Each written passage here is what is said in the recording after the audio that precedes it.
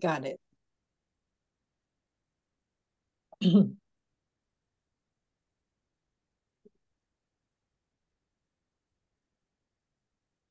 Maybe I can start by introducing Ines. Is that Attorney Ton in the Ton No, no, Ton? I know. no. I think we can Sa maliit. Okay, I we think can we start. Yeah, okay. I'll start. Good evening, everyone. I'll start with introducing our special guest for tonight. Of course, this is a special class, so all our guests are special. But tonight, we are very privileged to have with us Ines Feria, founder of No Box Philippines. She's also the executive director. She has devoted more than 25 years immersed in the study and advocacy around drugs and drug use. Before establishing No Box Philippines in 2014, where were you in 2014? I was a judge already. Her journey involved academic studies in psychology and medical anthropology at the University of the Philippines, combined with practical initiatives, including running a residential center for individuals with drug-related concerns and crafting a youth-friendly, school-based drug education initiative. Ines' thinking has been continuously refined through ongoing engagements with experts in the field that include individuals whose lives include drugs. Ines served as panelist for drugs and health during the informal interactive stakeholders consultation leading up to the UN General Assembly special session on the world drug problem, what they normally call the ANGAS, ANGAS. Yeah. And currently co-chairs the UNAIDS and UNODC Asia Pacific Expert Advisory Group on Compulsory Facilities for People Who Use Drugs, as well as serving as civil society representative in the Technical Working Group for a Human Rights-Based Approach to Drug Control under the UN Joint Program on Human Rights. In 2022, she also addressed the UN Human Rights Council concerning the Philippine drug policy's human rights implications. So I can't think of anyone more competent and more to address us on the issue on the topic that we have for tonight, which are the human rights-based approach to drug policy reform. So, ladies and gentlemen, please welcome Ines. Hi, everyone. Good evening. Thank you for sharing your evening with me. And thank you again, Judge Azon and Attorney Tontonisi here for the invitation. Um, I have some slides. I'm not very good with slides, but I have some. Can I share ba? Okay lang. Yes, please do. Hold on, I'm trying to figure. Jessica, is she allowed? Have you made her co-host so she can there? Can you see it? It's a slide that you see, right? It's not Yeah. Okay. So I'll try to watch the time. We have an hour, right? So okay. So so today I will be talking about harm reduction and what it's all about. And what I'm hoping is that it's kind of more, well, I have something prepared, but at the same time, make it more free flowing. So if, for example, there are burning questions or comments that you want to uh to say or raise, parang feel free. I won't see it lang, so maybe I might need help lang with that. At the same time, I'm hoping to leave some time at the end for some question and answer if ever. So siguro just quickly, just a quick background. So No Box Philippines is a nonprofit, and we aim to remove the box of conventional thinking around drug use and drug policy.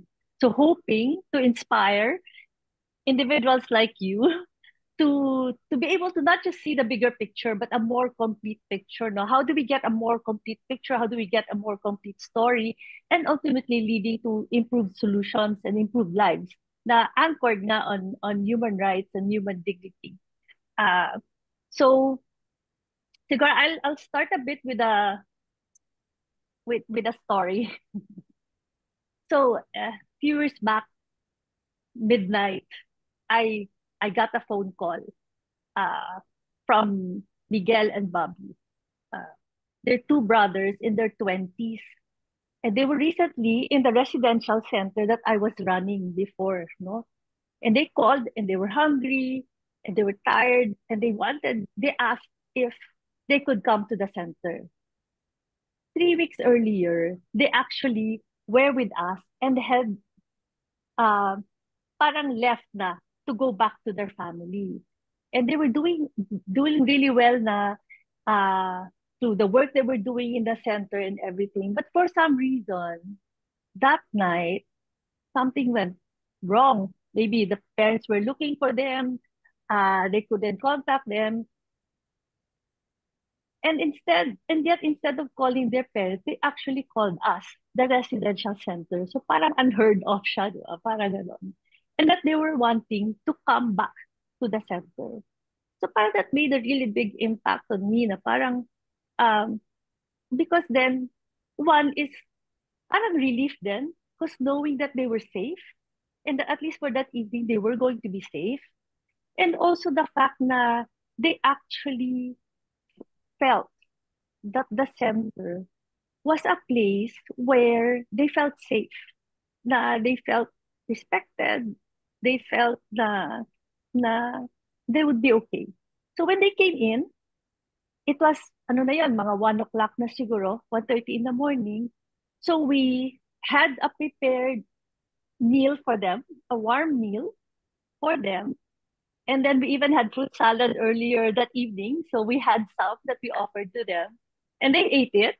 I knew it was a tough night. They're tired. But I was thinking na parang, alam mo yun, yung feeling na because they sensed some kindness and some sense of respect, that they would actually be okay tonight and they could actually keep on working on whatever it is that they feel they need to be working.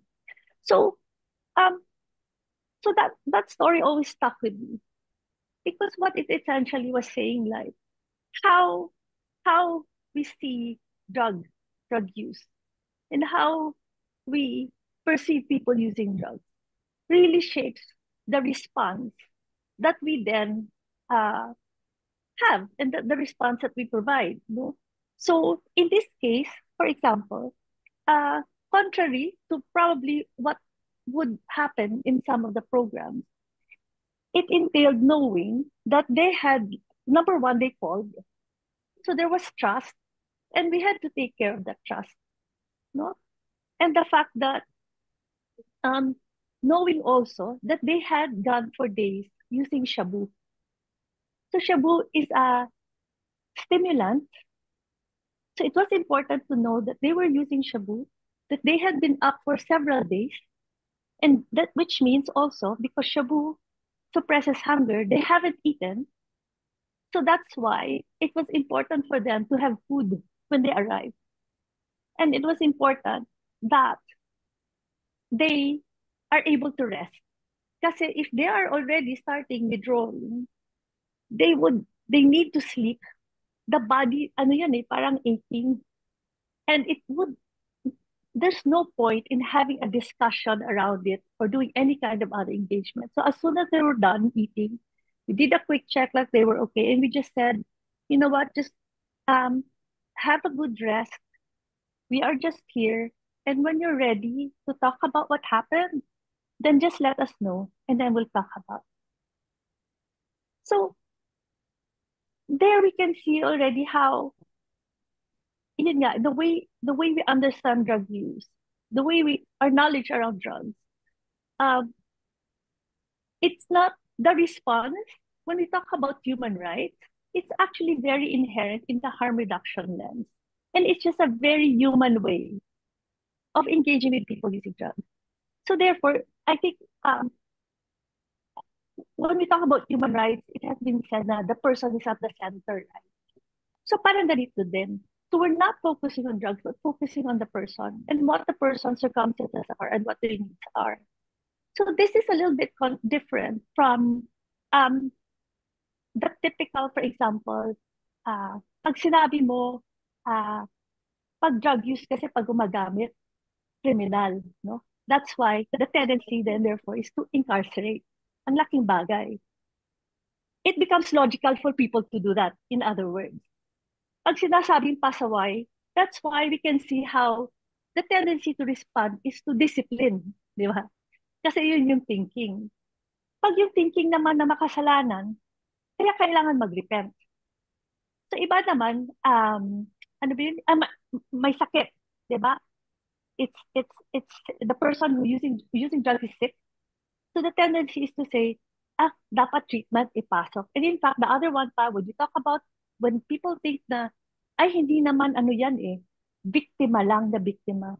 But what we were observing is that pag naisip na biktima lang, ang nangyayari is looking at them um, as incapacitated, as somebody who is just supposed to receive whatever is told them that is good for them.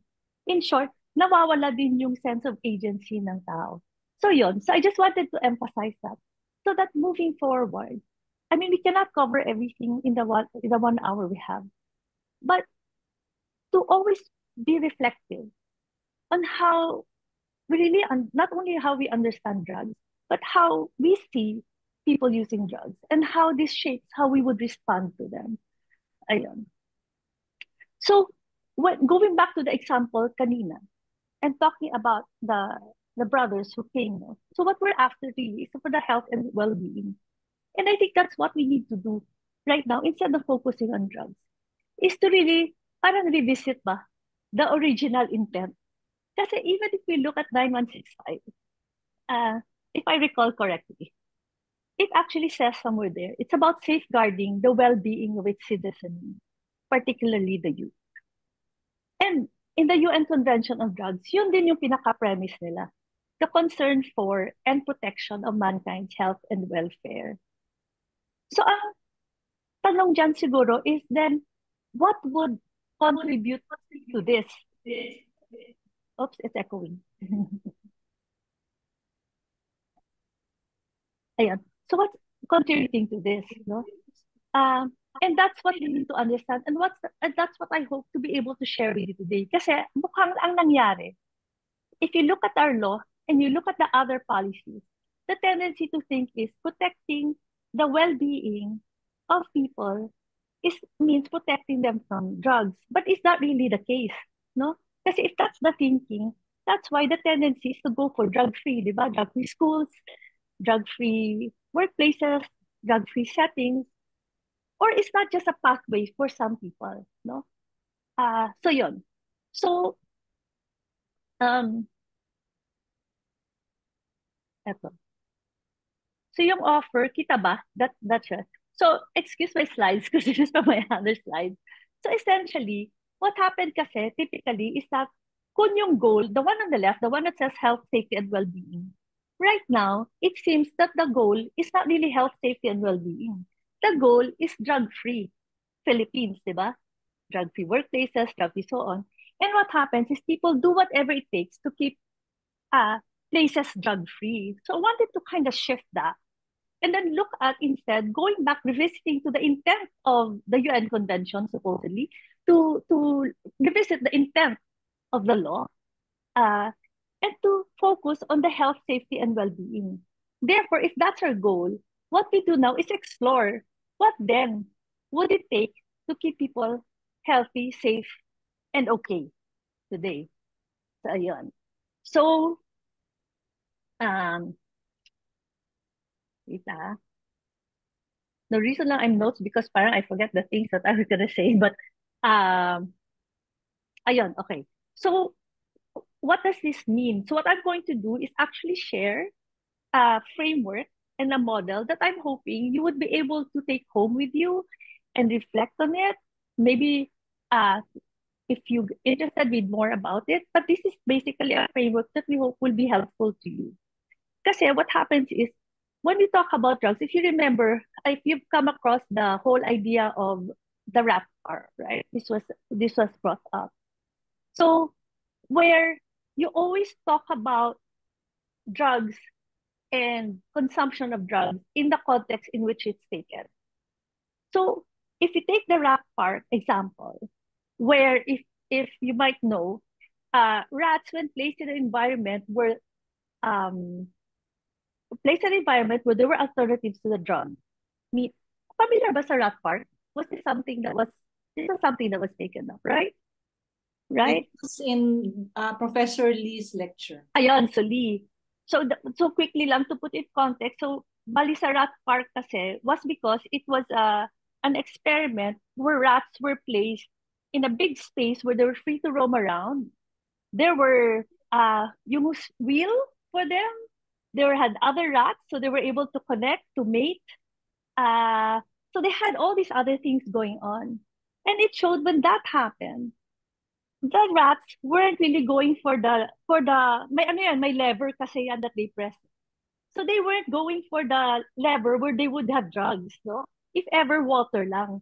Because there were alternatives in the place. This is contrary kasi to the original. I don't know if na bring up din ni Lee, contrary to the original study. The original study, they had the rats in a maze in restricted pathways.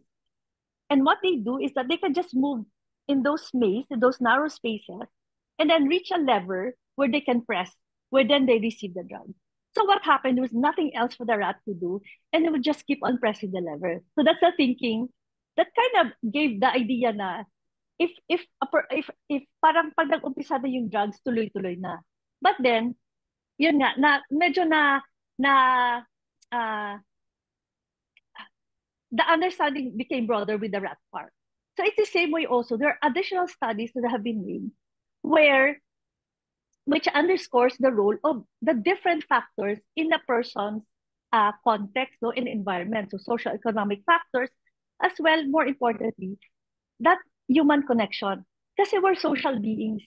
And the reason I'm bringing this up, because sometimes when we talk around drugs, the tendency is just look at the drugs and their mechanical responses to it. And we tend to forget that we're really talking about human beings. And so bringing us back again to how we are as human beings. And one of the primary things is that social connection that we need to thrive, right? Ayun. So,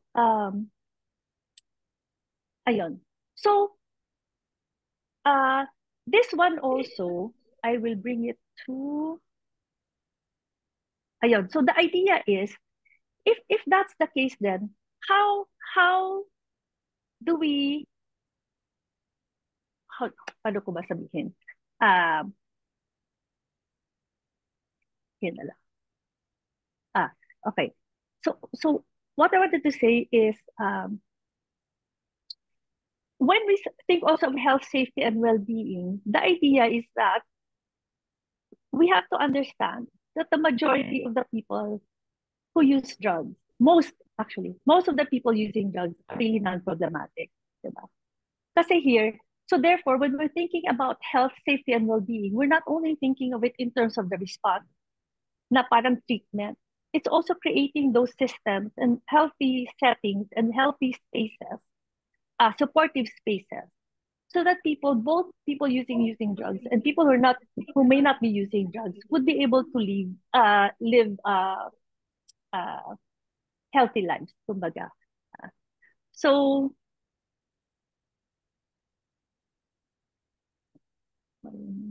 ayun. I will share with you.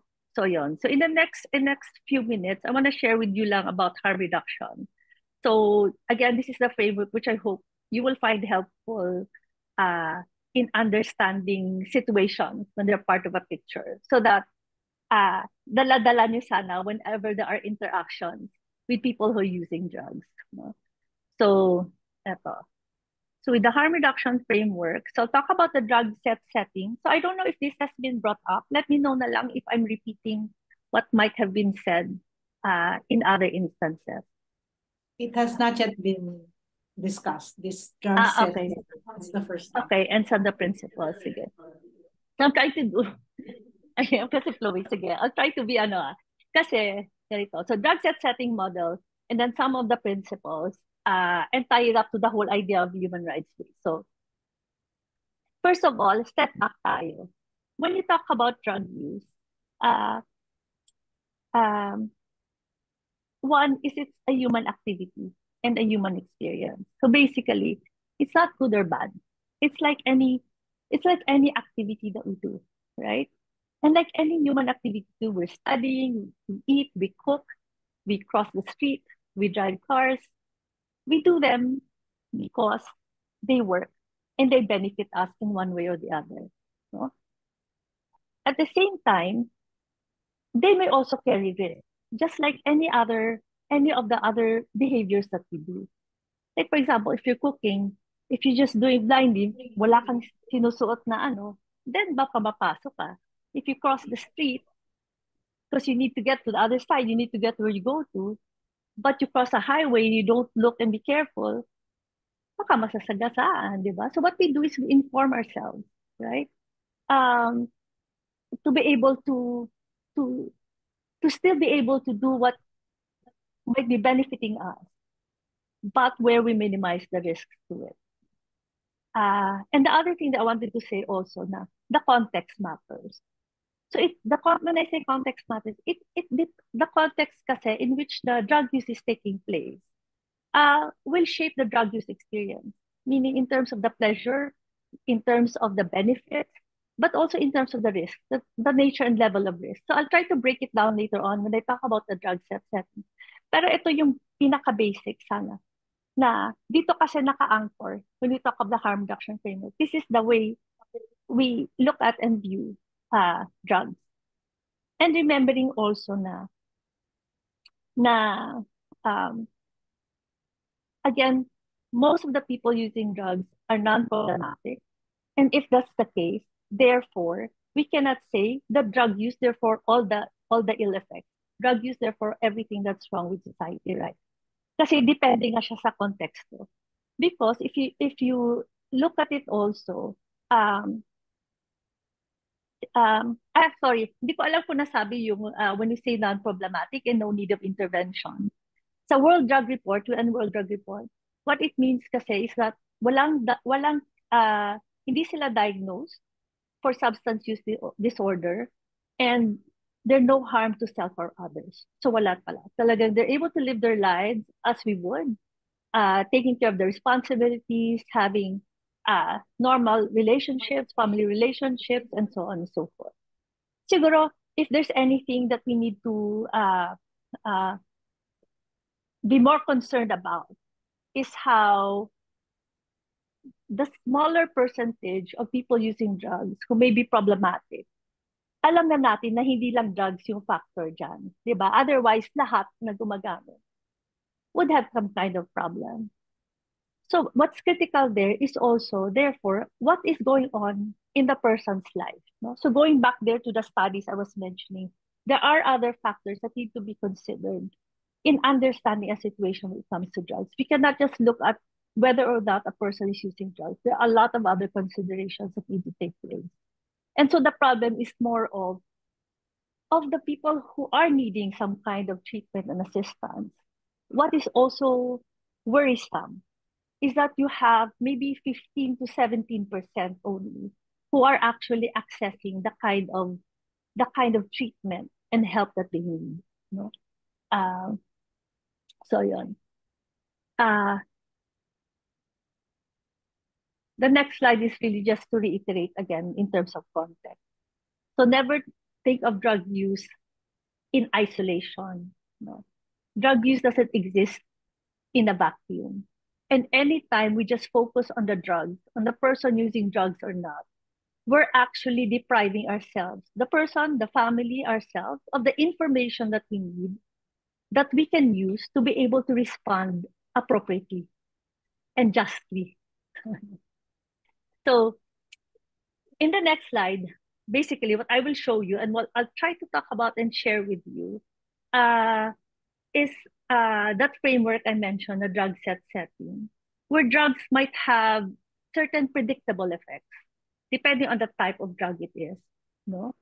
But the effects are really impacted by the context in which it is taken. So it shapes, so the risks are shaped by the potential, the level, it shapes the potential level and nature of risk that might occur, no? As well as the impact on the pleasure and benefit it provides. So ito yon, yung harm reduction. So, yan. Drug setting. Have you have any of you encountered this at all in prior discussions, not even in this class or anywhere else? Or is it a totally new concept?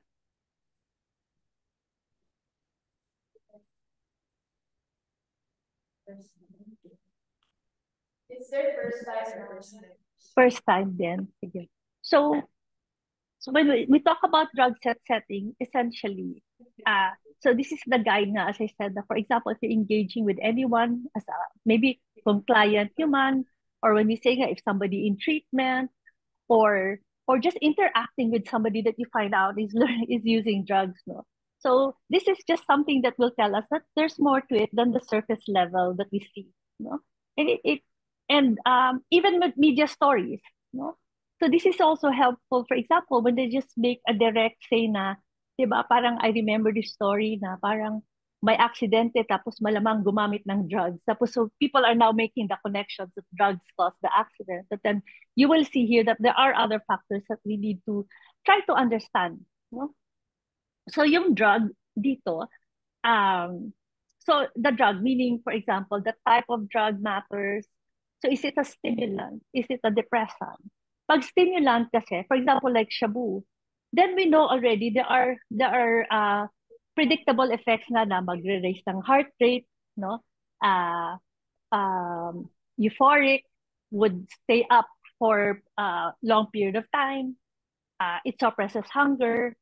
Para siyang yung fight or flight mechanism in our body. So what it does essentially is it shuts down all that's unnecessary and na-highlight yung functions that require us to be safe. Di ba yung dati, yung mga prehistoric, yung fight or flight? So kaya, nasa shutdown yung hunger. Tapos you stay awake because you need to be alert to keep yourself safe. You're highly stimulated. So yon, so that's an example of it. Kung depressant naman, it lowers your heart rate, your breathing, no? So those are the predictable effects. But then you will see that you talk also about the set. So meaning, this is the person and what the person brings into the situation. So now, kind of impacting, paano ba? Parang influencing siguro the effects of the drug would be now the set. What is the expectation in taking the drug? No? What is the motivation for taking it? What is the pattern of use? Ano yung information that you know about it? What is your health status? No? Are you typically, are you like a normal in the sense na healthy individual or somebody who might have heart problems? So all those things come in, and I'll try to explain and paint a picture later on. And then the setting naman is more of the context in which the use, for example, is taking place. No, so are you with trusted companions? Is it in a space that's safe? Is there sufficient access to water? How is the family in terms of, what are the family dynamics? How do they think about your drinking alcohol or using drugs? And then you go to the broader context of it in terms of the policy, the policies we have. And we've seen, for example, so meaning if a person is using shabu, for example, so that's the drug, right? So the dose matters. So depending on the dose, for example, a person using drugs who is purposive, because we've had community partners in this way, no? Who are purposive in terms of saying, if I use in the morning, makakalaba ko ng ilang piraso in a day. And therefore, it's beneficial to me because I can wash multiple pieces of clothes. And therefore, I can earn more money today, right? And since I'm in the informal economy, I don't have this job every single day. So I have to make the most out of it, right? So if a person who's using it healthy, so drug, the set, and then so compare that, for example, if the person's using shabu, using it every single day. Now the risk is different because then that means that person won't be sleeping for several days, won't be eating for several days, and would be dehydrated. So there are now certain concerns. Now you add on somebody who has a heart condition, and sometimes they might not even know they have a heart condition. So now that increases his risk, di ba? Added risk yun compared to just somebody who's taking it maybe once today, a healthy young person taking it.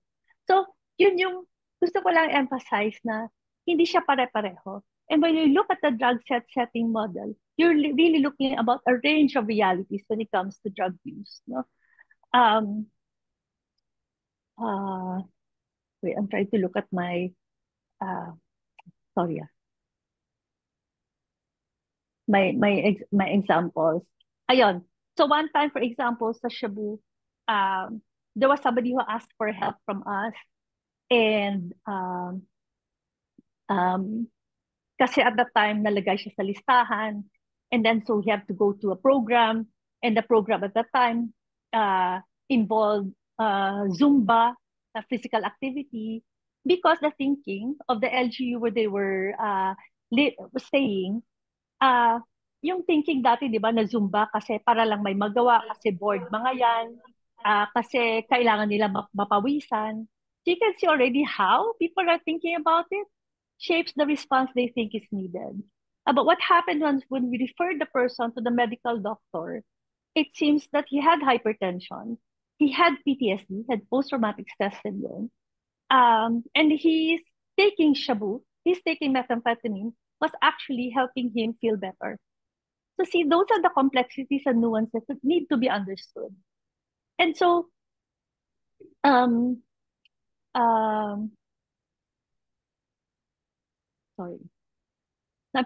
I'm just so much information I want to share. So, yung point ko lang siguro dito is that kailangan maintindihan to na mabuti. And if there's one thing that you need, sana na you'll be able to take away, na it's a range of realities and it's not automatically a concern. And if there's a concern, it's not automatically the drugs per se, but there are other conditions that need to be addressed so that people can be helped to be okay. No. Yeah. Is it am I making clear?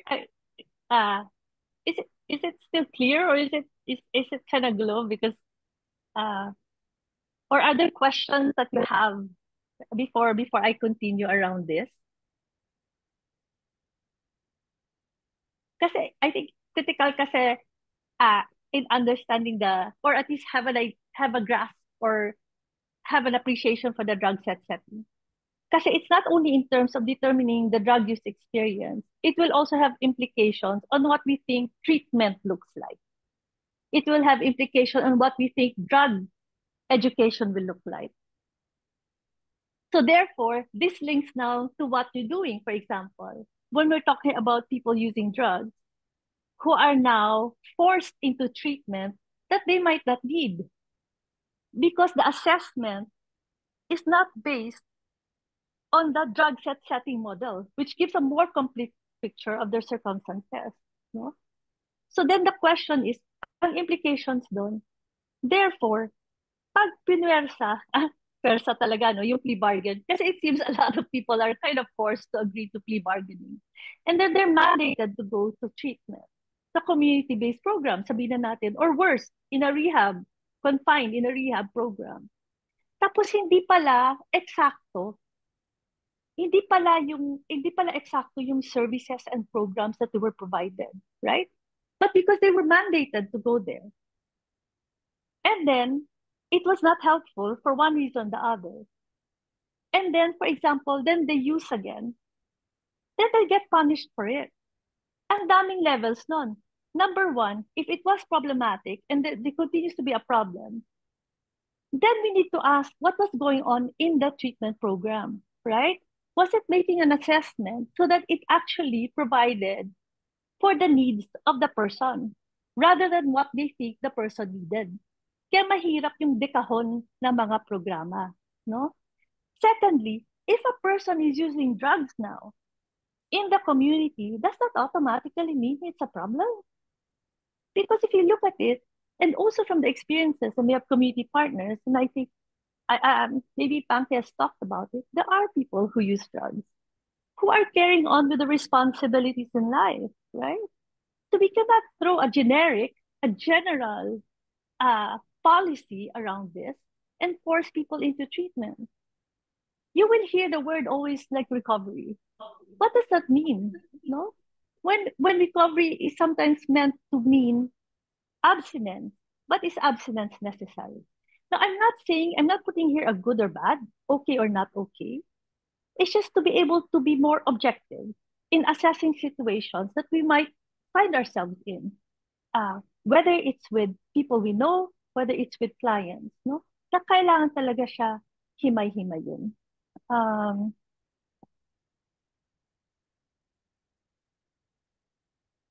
So this one also, ito na lang, sa implications. Sorry, okay. This one. So you can see the question. Sorry, lumiit yung aking slide at the top. So I don't know if you if you can see it. So but essentially it's saying with the small image there. So I don't know how big it is on your projector. So when you have an idea of the drug setting, then we're able to ask ourselves the questions that we need to be asking. What are the harms and risks? Diba? We don't automatically jump to the idea that it's the drugs, no? Drugs may be part of the picture, but it's not necessarily the starring role, no? So we need to understand that. So where are the harms and risks, and where can this be located? Is it because of the drugs, the way drugs are being used? Is it because of the policy? Because, for example, during the last administration, when they really had aggressive actions against people associated with drugs, when there was a clampdown, what happened was, because ang nangyari, nag-iba yung, what would be the term, formulation ng drugs in the street. It's an unregulated market. So now you can see the concerns and the problems ang nag-contribute might be because of the context in which it's happening, right? It's an unregulated market. There's no way of knowing what's in the substances. Now you clamp down. Now suppliers and manufacturers are going to find a way to extend, ma-maximize ba yung supply? So ang nangyayari, they use different things, parang adulterants, para extenders ba kung sa ano. So nag-iba na yung formulation. So what happened was, then it affected, let's say, a person using drugs who may be aware of how the effects, ano yung nagiging effect sa kanya, suddenly takes something from another source and then reacts negatively. So there was one community partner who, for example, said that after she actually stopped for a while, and then she decided to use again, but got from somebody else. And sabi niya, nag-iba yung kanyang, she felt sick. Iba daw yung dating sa kanya. But of course, there are different factors. It can be the supply. It can be because she had not used for a period of time. So maybe her tolerance level went down. So maraming intindihin, kailangan intindihin. Kaya ko sinabi din kanina, may implication siya in terms of treatment because we had regular sessions in the community, no? And these are community members who did not show themselves to the barangay kasi nga of all the concerns being exposed, the stigma, and so on and so forth. So what happened though was that because there was trust, she was able to share with the group that after a period of not using, she decided to use again.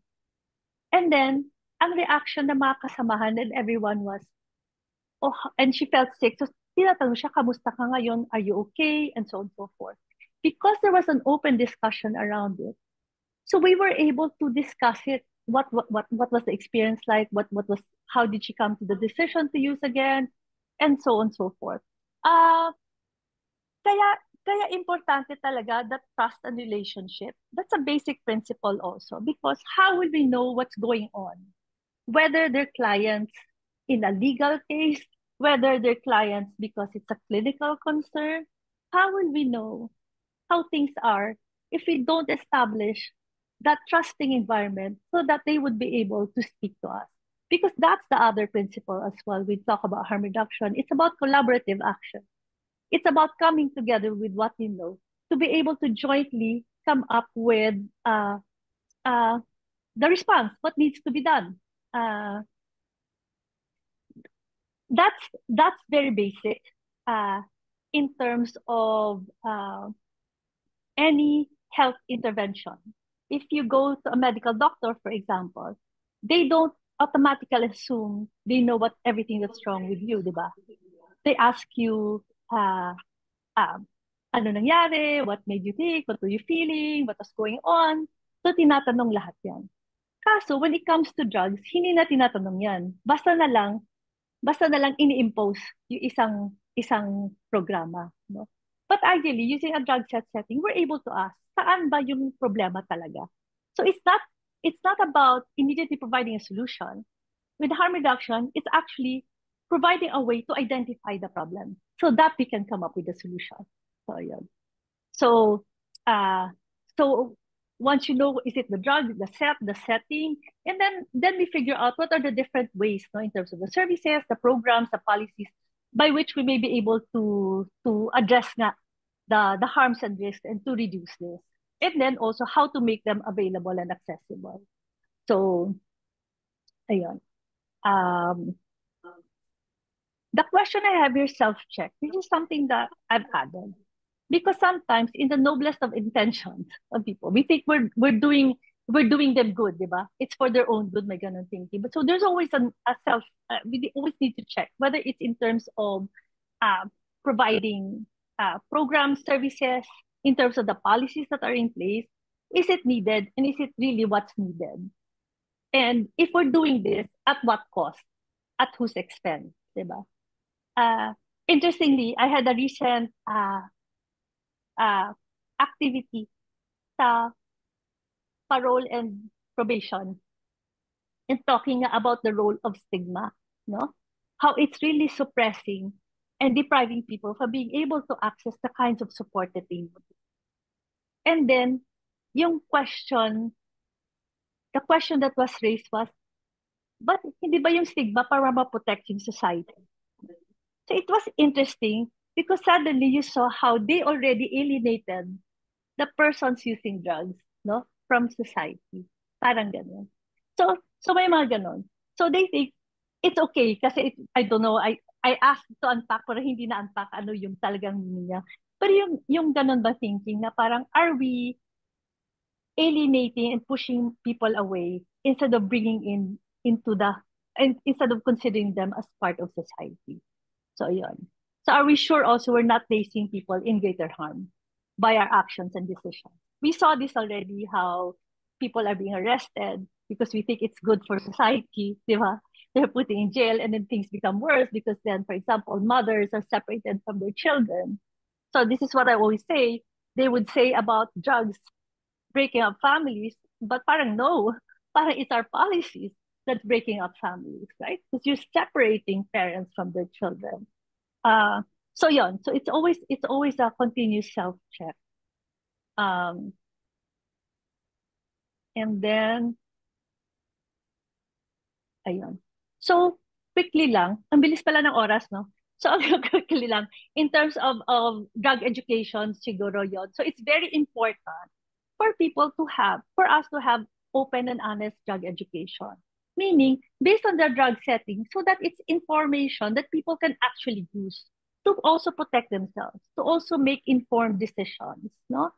And this is a basic right. Because what I tried to do, maybe later on, I can share with you. So what I was trying to do to actually, parang, paano ba? Parang parallel siya. Kasi when you talk about honest and accurate drug education, it's just basic lang siya kasi na if you want to educate, then educate. Educating is not about scaring people, right? And a lot of the drug education seems to be towards scaring people. In fact, when they say drug preventive education. But at the same time, that's a basic right. That is like right to life. If you look at the international guidelines, when you talk about right to life, it's also right to have that information, right? That we can use to protect ourselves, to keep ourselves safe. And yet, by people can even say benefits of drug use, right? I have a friend, a colleague who's a medical doctor, and she said he cannot say benefits, but why? People use it because it benefits them in one way or the other. You don't put judgment. The thing is to figure out if it's something that may have higher risks. Then the idea in terms of treatment and support is to figure out what's doable so that the person might be able to explore other options. And that's the other thing also. When people talk about options, and people will say, ano yun, sabihin nila, if somebody use, gumamit siya eh. Decision niya yun eh. Diba? But if you look at it in context, and we know already, for example, some people would use it because it's the only means, right? Like I said, the example with the labada and everything. So maybe the context in which people are, they may not have the same choices that we have available for us. Maybe the alternatives are not present where they are, right? So these are always things that we need to consider, always. With honest and accurate drug education, from the experiences we've had, it's much appreciated. In the communities, they would say, kaya pala, ganun pala yung naramdaman namin. No? Ganun pala, dapat pala hindi namin minimix yung ganito. In UP before, there was like, we were invited also to speak. One of the things that was appreciated was about blood alcohol content. So just basic pragmatic information, right? Just to keep people safe, essentially. I can't believe the time is so fast. But treatment, sa treatment, I mentioned this already. I don't like saying treatment. And to be honest, when you talk about, I was just having a conversation with another colleague. He's a clinical psychologist. When you talk about treatment, community-based treatment, it's not treatment, diba? In the medical sense or health sense. But maybe we talk about health and social support response and what are these, what these might be. Kasi if you talk about drug and set setting, hindi talaga pwedeng dekahon, right? What you want to do, because there's a range of realities, then therefore, it's only right that then we present a range of options for people to be able to access. And how do you make it accessible? Diba? So, and also voluntary, right? Saan ka ba nakikita if you're feeling bad, if you're feeling sick, pinipwersa ba? Are you being threatened by arrest if you don't go? Hindi naman, di ba? Bakit ginagawa sa drugs? Even if we're talking about in terms of health, hindi siya health, di ba? May punitive framework pa rin naglalaro. So voluntary, what is voluntary? And that's a basic right. And DOH recognizes that because if you look at the administrative order of DOH, they actually mention that the right to withdraw, right to say no and right to withdraw. And yet, if you look at the other policies, it's saying they have to finish, diba? They have to graduate. Worse, if criminal justice expanded the reach into treatment, now they're saying you have to finish or you get sanctioned. So there's really something wrong and distorted in the whole system that needs to be corrected. There should no preconditions, right? And yet we put preconditions of abstinence in treatment. So there's so many things that we can talk about here, no? In that sense. Pero what's essential is that there has to be a range of services. People should not be forced into treatment. That's a violation also of the rights, and it doesn't make sense clinically, right? Because if you create an environment where people feel okay to approach and to feel safe to be able to talk about their circumstances, then they're better able also to figure out what solutions might be appropriate, right? So parang when I was I've been thinking about this for a long time, also preparing this, the idea of human rights is not separate from when we talk about harm reduction services and the framework of harm reduction, and it's not also separate from ethical standards of provision of health services, no? So hindi siya talaga siya hiwalay. It's one and the same. Judge, we have only a few more minutes na lang, ano? Go ahead. Oh, sorry. Makikita kasi ito, kung may exercise kayo, dikit-dikit nyo yung guidelines, international guidelines, human rights and drug policy, dikit nyo for DOH in terms of the patient's rights, in terms of ethical standards, you will see they overlap. They're one and the same. So when it takes human rights, it's even separate from just the appropriate way of being able to help people, diba? And then, I'm scrolling kasi ang dami ko pang kwento sana. Ito na lang, quick run na lang on what services are. Kasi we should get away from the notion na program, no? Like now, program na 6 months, 3 months. What we want to do with harm reduction is to be able to provide the services that people need, which they have a right nga to access, diba? And these are very basic. When you talk about Shabu, for example, you can just talk about making sure that they're able to sleep, to eat, and to hydrate. That's important. Another thing in terms of harm reduction, just knowing about trip sitting. Trip sitting is when there are, for example, festivals, or when you are among friends and somebody is having a bad experience. The idea is to sit with the person. Low stimulation. So, hindi ba siya, kasi nga stimulated, di ba, pag kunyari, methamphetamine or methamphetamine. So you sit and tell the person, no, you're okay. No, you're breathing. It's just the drug. And this is actually very basic when you talk about medical procedures, right? If you have anesthesia, the doctor will actually tell you what to expect. You say, I will inject such and such medication. And in a minute or so, you will feel some warmth. You're able to breathe. At some point, you might think you won't be able to breathe, but you're breathing. It's just the medication. And it's the same principle as the trip sitting, which they do in some other places. Knowing that, it's very practical. Knowing that in festivals, for example, that people will use, instead of condemning, why don't we figure out how to make sure that people will be safe? We want them to be able to go home after, safe and sound. The other one is just practical information. What I'm sharing with you are materials that is produced by this other organization, Exchange Supplies.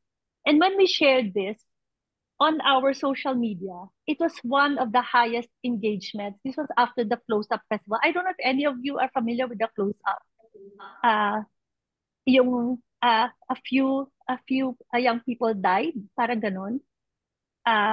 So ito yon. So they're just practical things. If you're drinking and somebody's passing out, make sure you put them in recovery position. You don't leave them.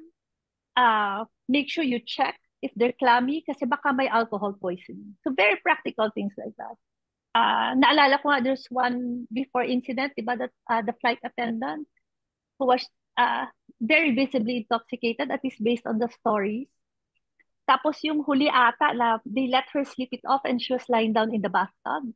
So immediately you're thinking, did she also vomit? Did she choke on her own vomit? No? And why is it that people cannot bring people for medical attention? Meron din kasi gumagamit ng drugs and minsan, lalo na pag drugs, kasi natatakot. That's why policy-wise, it should support people being able to seek help. And you don't punish people for seeking help. Ito rin, overheating, when you use stimulants, MDMA, most likely because stimulants, you'll overheat. So you make sure if you're partying in an enclosed space, you want people to know. These are things that you want people to know, that you have to hydrate, you have to step out, you have to ventilate, or you're gonna die from the overheat. And that's why in some places they have the hydration station. So these are very practical things that are being done because you see that lens of drug setting and you want people to be okay and knowing that people will use. That's just a given in our society. This other one is this is I think the drug safety checking. So in places like that also, because we know we're talking drug setting, we're talking setting policy. It's unregulated. People get it from the black market. We don't know what's in it. So what happens is they test the actual substance to see if you think it's MDMA, is it really MDMA? And what happens in festivals, for example, they would actually flash on the screen let's say it's a green tablet with a letter M, they will flash it on the screen and they will say people to avoid it because it's not what you think you are. So you can see again, very practical. We want you to be okay. So that's the message always. LEAD program. Judge is familiar with this. This is the Law Enforcement Assisted Diversion, and it's now rebranded as Let Everyone Advance with Dignity. So it's a very progressive approach to addressing drug-related issues within the communities. So instead of arresting people using drugs or who may be in possession of drugs, what happens is the law enforcement officers are given the discretion to divert them to social services. No, they're given the option. They're not even forced. They're given the option, and then with certain agreement lang that they would undergo assessment within 30 days. Tapos hindi na itutuloy yung kaso. And what was striking for me when I visited was there's collaboration between the police, the prosecutors, the court, the nonprofit. What happens is, kapag baka mag-default na sa 30 days yung tao, hinahanap nila to make sure na hindi mag-default. So the mindset is really to be able to help, no? And what caught my attention sa LEAD program in one conference was because there was a speaker who spoke about it. And then it turned out she was finishing her PhD. And it turned out she was living on the streets many years back. But because of the LEAD program, that's where she was already. So when you prioritize health and social support over incarceration, then there's more chances of also transforming the lives of the people who may be really having concerns and trouble. This one naman is in terms of access to justice. What happens is we do know, for example, that people will not readily go to what law offices. They're not going to approach. Some of them won't even know where to go. So what happens is yung gadgeters, they go to the places. They have bicycles, and in the carts, they would have coffee, hot chocolate, condoms, needles. And then it becomes a tambayan of sorts, where then the people can talk to them about their concerns or the cases, and they help them with legal assistance.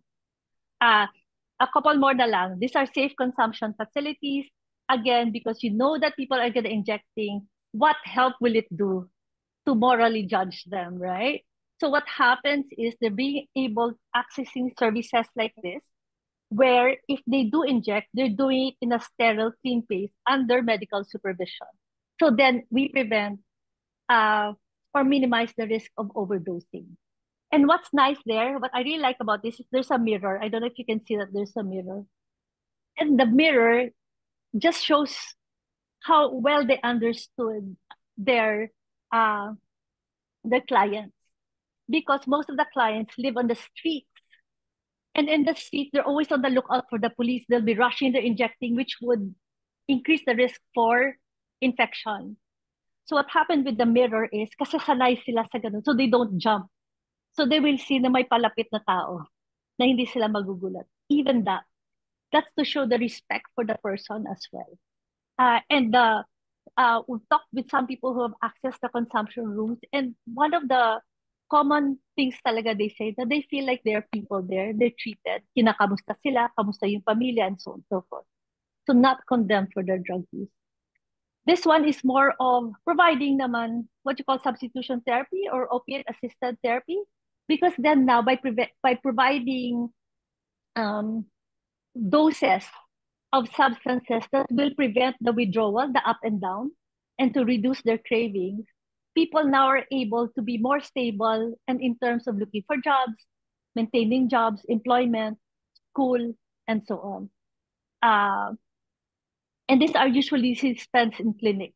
So it's again medical supervision. Naloxone, this is just to reverse, not just, it's important. It reverses opiate overdose in minutes. And it's so critical that, see, hindi siya about judging people, right? It's being able to save lives. And that's what harm reduction does. And so what happens is, even now, I think you can get it in North America over the counter, because in the families, among friends, police also carry this. Kasi sila minsan yung first responders. So the other thing, we talked about the services. Of course, you need also the environment to be able to provide this. You're talking regulatory frameworks, decriminalization, maybe even legalization, and so on. Sorry, ang haba, no? So ito na lang. So maybe in terms of harm reduction, this is lang what it is. It's anchored on respect for human life and dignity. Harm reduction seeks to optimize health, safety, and well-being while minimizing identified risks and harms associated with the substance, a behavior, and the environment. So hindi siya de cajon. It's very, very dynamic. And it's always looking for the best way to optimize health and well-being. Ayan. So siguro, I can share na lang the notes with you, but siguro if you remember, if you think of harm reduction, just think of it in terms of human rights, human realities, and human relationships. And because it's about human beings, so always remember, I'll leave you with this quote: do not let the roles you play in life make you forget that you are human. Because at the end of the day, it's really never about the drugs. It's always been about people. Ayan. Thank you. Thank you, ma'am. Overtime na me. Oh, We're nga. already Sorry. exceeding. So we would initially just want to thank you for your time and your expertise. I think Judge Leanderal will also forward to you our certificate of appreciation. And we also reached out to the class. If we have further information, we will reach out to you naman. Yeah, sige, please do so. Just email and so on and so forth. Sorry, it went long, so I Yes. Hopefully next time we get to have more time. Yeah. So siguro yun lang. Just know that it's not drugs, right? There's so many things going on. Just to remember that all the time and to ask the question. Siguro. Yeah. And thank you again. And thank you for staying on even if it went over a little bit. Yes. Thank you for your time. Thank you so we much. conclude the meeting na. Thank you. Thank you. Bye-bye. Thank you. Bye-bye.